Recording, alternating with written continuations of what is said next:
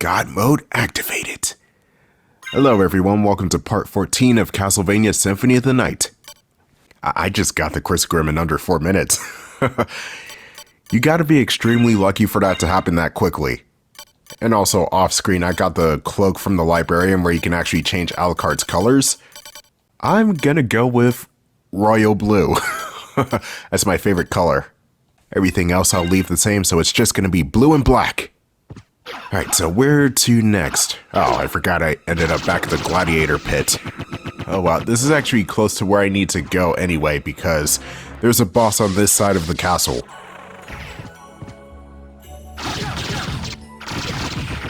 Wow. Your shields can't save you now. I think I picked up something. I didn't see what it was because it flashed on screen. Oh, it's the Gerthang. Gets stronger when bloodied. It's a decent weapon. There are barely any enemies in the Upside Down Castle that bleeds, though. I think it's mostly the Minotaurs and the werewolves that bleed, and I left them.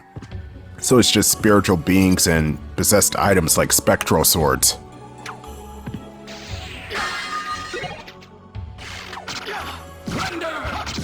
Screw you too, imps. Screw you too. I seriously hate the imps and their stupid attack patterns.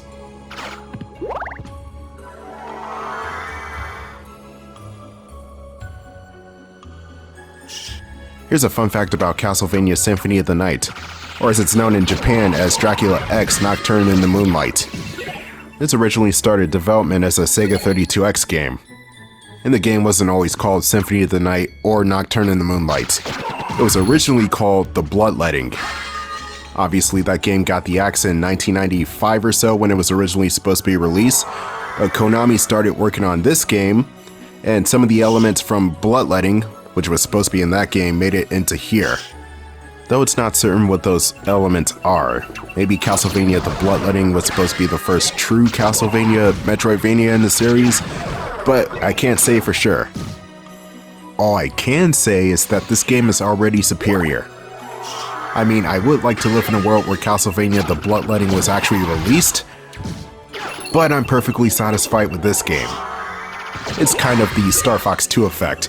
You play the conception or the prototype of that conception, and you're better off with the finished project, i.e. Star Fox 64.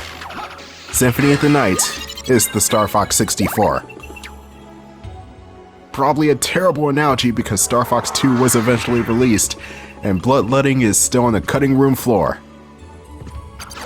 But hey, at least there's this homebrew or ROM hack of Castlevania Symphony of the Night, but on Sega Genesis. And strangely enough, it looks pretty damn good for a ROM hack. Now, I think the ROM hack plays much like a linear Castlevania game before this, but not too bad for a Sega Genesis port of Symphony of the Night. That is a ROM hack.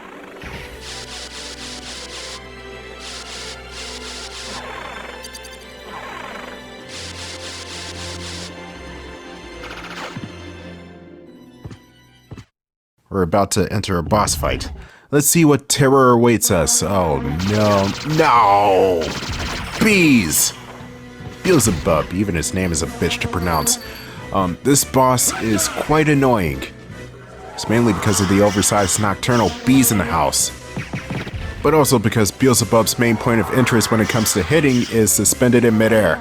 So I'm going for the aggressive approach of turning into bat form and ramming him. Didn't even get to use my Chrysogram that much for this fight. That is a shame. That's a goddamn shame.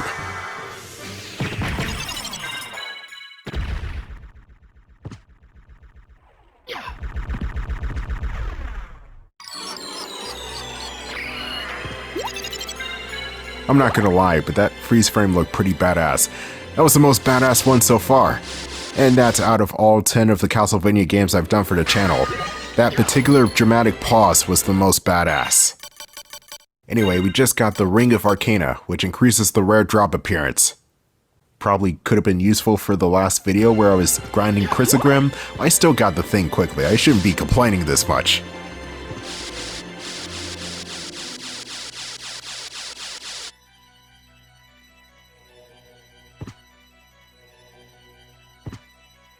Let's explore the Alchemist Lab. This place will have Salem witches who made their last appearance in the regular caverns, as well as the gremlins. Those enemies are annoying.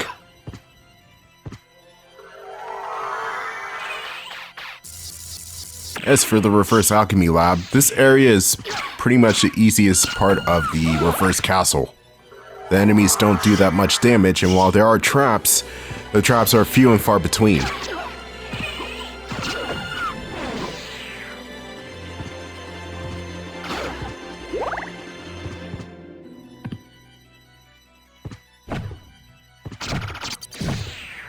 Bitterflies are invisible enemies that only show themselves if something touches them.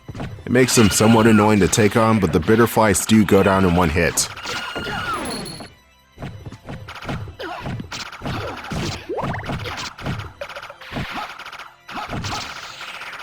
The top tier monsters in this location are fire demons and lesser demons. They have the potential of being slightly more dangerous compared to the rest of the enemies here. And it's because they have higher defense than the other enemies.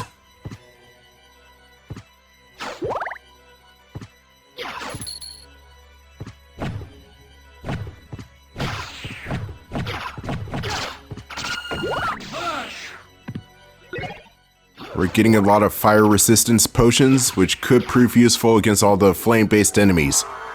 This area is pretty generous with drops like that.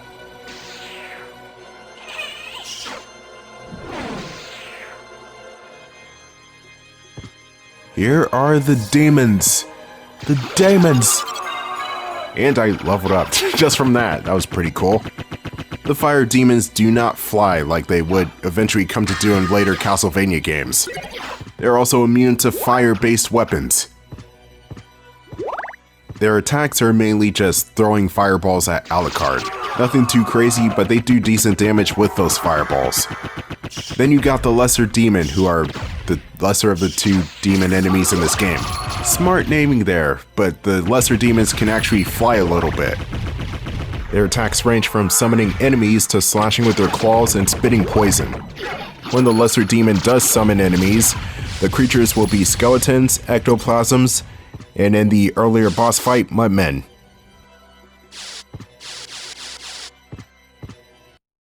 I am going the wrong way. Let's fix that real quick. But the Curse of Grimm, if you can believe it or not, was not the only thing that I picked up in the library. I managed to get a badass knuckle weapon called the Fist of Tokus.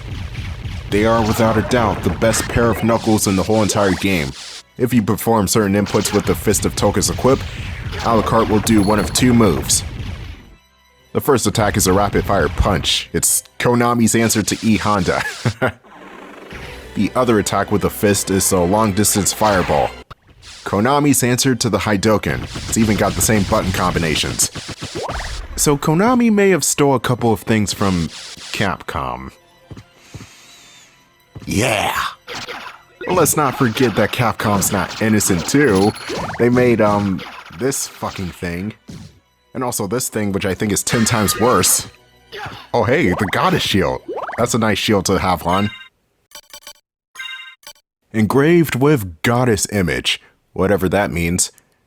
I would equip it with the Holy Rod just to see what it brings up, but is it safe for work? Wait, YouTube is not my job. What the hell? Yeah, YouTube is not my job. Do I want it to be? No, because that sounds like a whole bunch of work. I'll probably have to hire somebody to actually edit my videos, and editing is not fun. Admittedly, I like editing just because, but sometimes it gets tedious. So having this as a full-time job just sounds like full-time torture. No, you don't. What? How did you just clip through the wall right there? That's some nonsense. Straight up bullshit.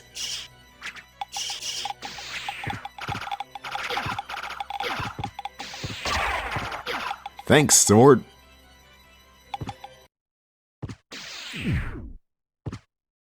Now I'm gonna make my way up to the caverns because that somehow makes sense here. The inverted castle was always wacky as hell.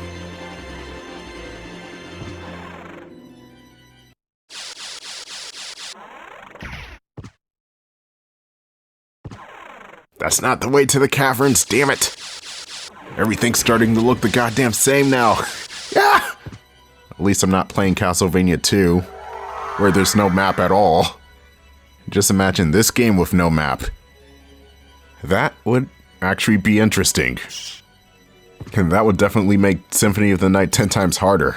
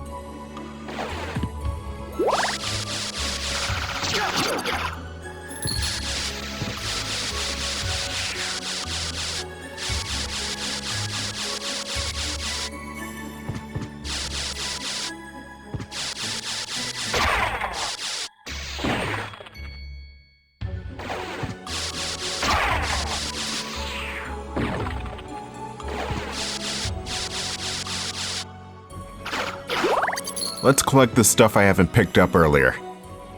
I also gotta be careful of the enemies around here, especially the blue Venus weeds. They're mighty aggressive.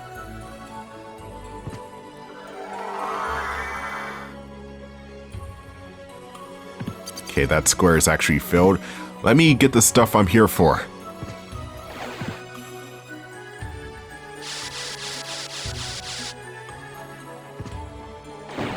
Get the pentagram. I know you want it. This is honestly the hardest item in the game to get. There we go. Oh no! Come on, let me cheat the system somehow. There we go. Freaking finally.